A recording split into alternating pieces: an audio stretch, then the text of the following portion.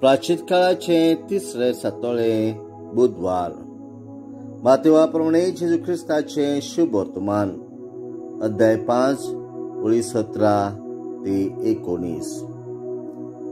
जेजून आपल्या शिष्यांक म्हटले, समूर्त व प्रवाद्यांची शिकवण काडून उडोवंक हांव आयला म्हूण तुमी समजू नाकात. हांव काडूंक न्हय पूण शार्ती पावूंक आयला.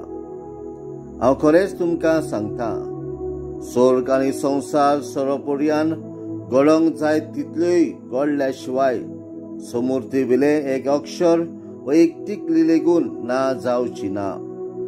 म्हणटोच जर कोण ह्या आज्ञा भितरली एक सुपुली आज्ञा लेगून मोडीत आनी तशें करूंक हेरांक शिकयत, ताका सर्गीच्या राज्यान सगळ्यां भितर ल्हान म्हूण लेखतले.